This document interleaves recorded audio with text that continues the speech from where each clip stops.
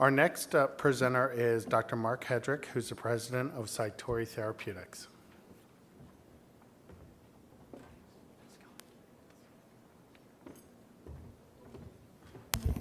Good afternoon, everyone.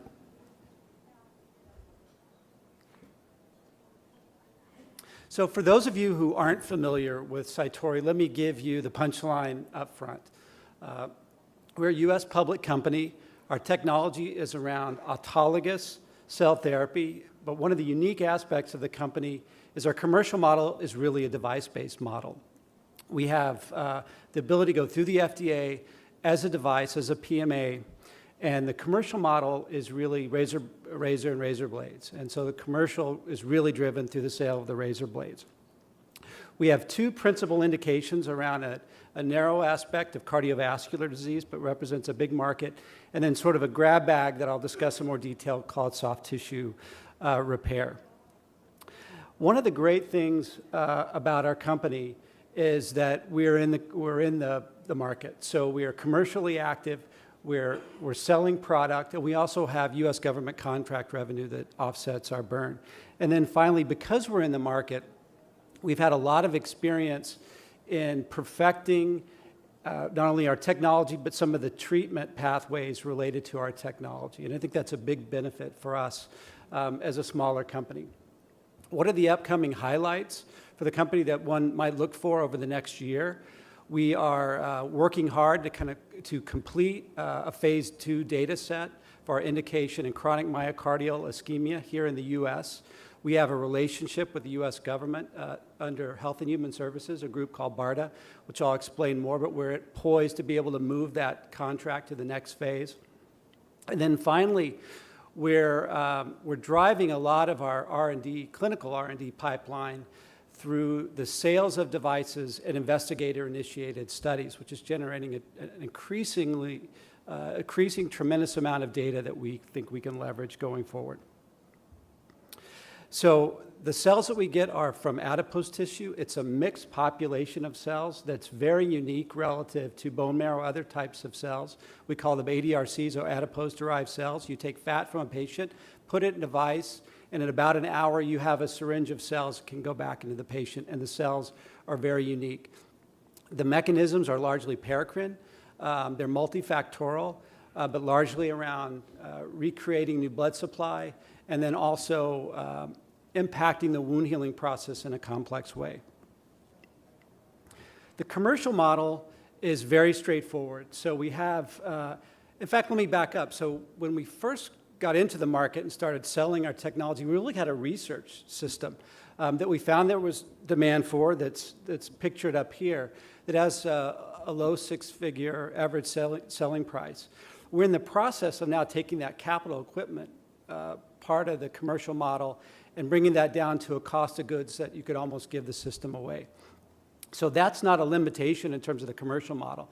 The commercial success is largely going to be driven by the sale of the consumables, which we are currently pricing somewhere between $2,500 and $8,000, depending on the indication, for research-based sales at this point. But the consumables and the bundle related to that really drive the value in a long-term basis.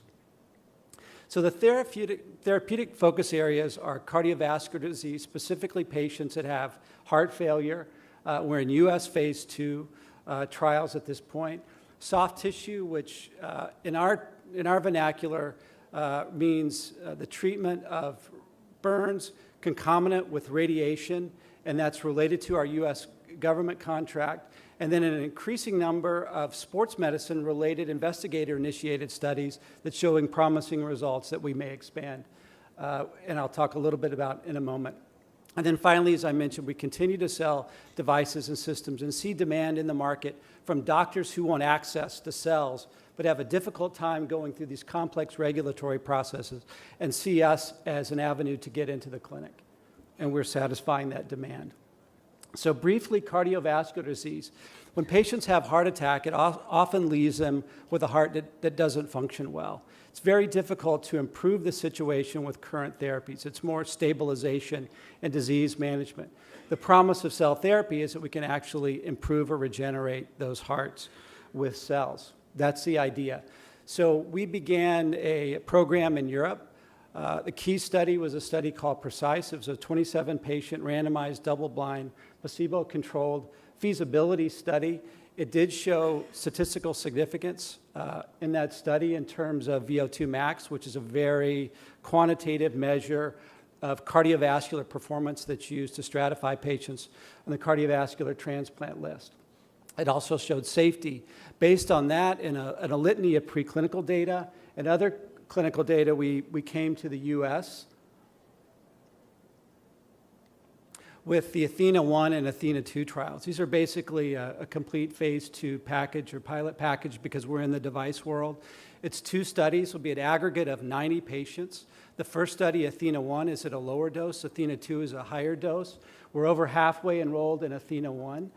It is sort of a feasibility phase in the sense of the U.S. as we're working through some of the treatment protocols, but we're actively enrolling and we're seeing enrollment grow in that study. And we've actually started the ATHENA II study at one site and enrolled a couple of patients in that. And we have approval for the FDA to go up to 10 centers, and I think we'll be able to go up to 12 centers relatively soon. By and large, the endpoints for both trials are the same. There's some small nuance differences, but they're largely feasibility-based endpoints, but focused on improving myocardial performance, including exercise tolerance, and then also quality of life. And that's very important for this specific niche of patients that we're targeting. I think it's probably beating a dead horse to tell you how big the cardiovascular market.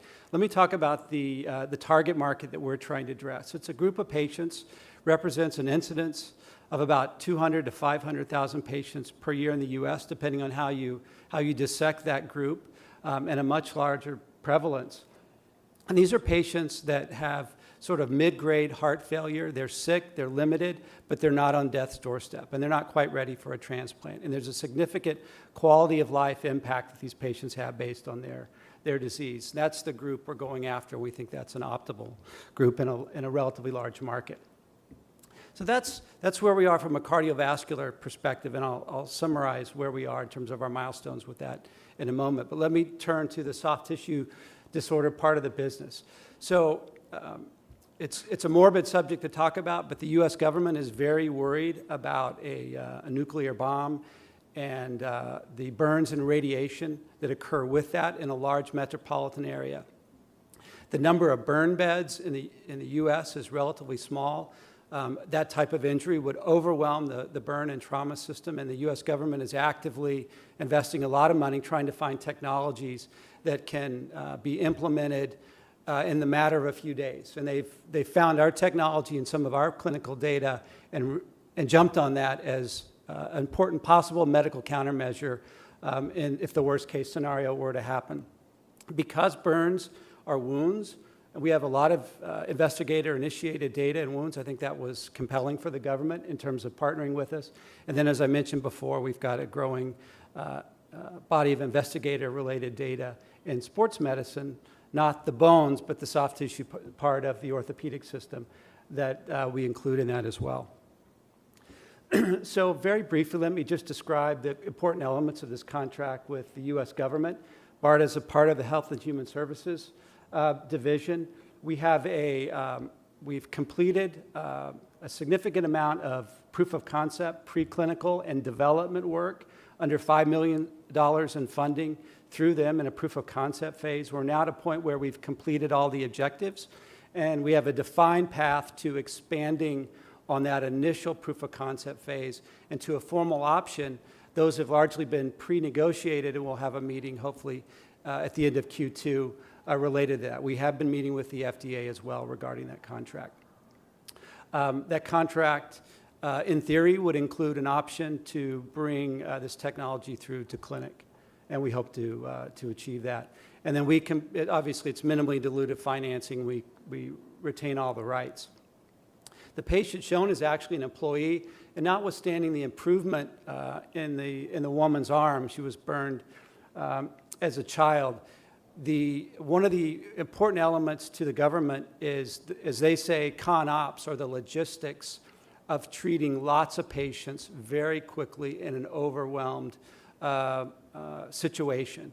And our technology with the device, you take a little fat tissue, put it in the device, hit a button, get a syringe of cells out in an hour, treat the patient, and there's no stockpiling, is very appealing to the government.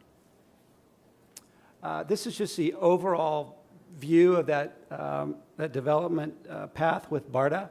There's a proof of concept phase that's represented in the middle part of the slide, which we've completed the 3 key objectives. And the part on the right is the option phase, and that's the active phase that we're entering into, and that represents up to $100 million in options.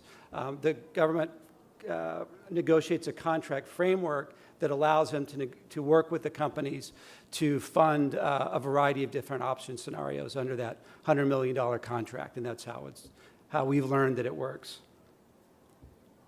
So, you know, as I mentioned before, treating burns is largely like treating a wound in many respects. And we've had a lot of clinical experience, largely in investigator-initiated settings, in treating a variety of different wounds. The patient represented here is a patient I actually treated several years ago who was 90 years old and had a wound that hadn't healed in 4 years and had radiation. So in a more intermediate term phase, a successful relationship with BARDA really provides a gateway for us to take this investigator-initiated data and move in a more directed manner in the wound healing space. So I've talked about cardiovascular, soft tissue. Let me finish up specifically talking about why are we commercial right now. Technically, it's pre-commercial. We don't have reimbursement. We're really selling to physicians who have access to funds for capital equipment and consumables to do focused research in areas that we can never potentially fund. So it's very targeted to the US and Japan. The discussion before, there was a discussion about the new regenerative medicine law. We have 17 employees in an office in Japan, and we are considered one of the leading pure-play regenerative medicine companies in Japan. We're very plugged in to what's going on, and actually we're a member of FIRM that the speaker this morning talked about. The system and consumable sales really help, they help offset our burn. We're not to a positive contribution margin with our commercial business, but that's what we're driving for. And then finally, it is a way to cost-effectively expand our R&D pipeline. And to the tune of about 50 or so investigator-initiated preclinical studies, many of which are fully paid for by the investigator, many of which we support. I want to mention a couple. One is the stress urinary incontinence trial in Japan. The feasibility work's been done, reported, and now MHLW, who's one of the key participants in the regenerative medicine law, is funding a $5 million multi-center trial that we hope through continued negotiations will ultimately be an approval trial and provide reimbursement. The population's aging in Japan, and incontinence is a big problem. Scleroderma-associated sclerodactyly, typically in women who get hands that have a low blood supply, they get ulcers, and they're very disfigured. We've completed a 12-patient feasibility study in France, and that data has been put together and it's been submitted for publication. It's a small but a very underserved market. As we reported on Monday, we have an ACL trial that's now enrolled 13 patients going to 20. The data is thus far promising, but still very early, and represents one of several behind-the-scenes sports medicine studies that are ongoing that we think are exciting. So from an IP perspective, not only do we have well over 50 patents issued, but more in the pipeline, we've actually fended off 3 oppositions in our portfolio, both in the US and Europe, and we've spent a lot of time developing what is a global IP portfolio in the space of adipose-derived technology. The issue of strengthening the balance sheet is one that resonates very well with us. It's difficult to bring complex platform technologies to market. Thus far, we've raised approximately $350 to $400 million in bringing this technology to where we are through a variety of creative deals. We'll continue to do that until we until we hit some of our inflection points. So upcoming milestones, and I'll finish with this, get our ATHENA trials enrolled, ATHENA I hopefully by mid-year, and get to the 6-month time point. Report the 6-month outcomes. From that, publish our precise data, which is the European trial I mentioned before, expand the BARDA contract. I see an expansion in our orthopedic focus related to sports medicine, and continuing to service what we see as increasing demand and grow our research sales. And with that, I thank you for your attention, and I will be happy to entertain questions specifically in the breakout room. Thank you very much.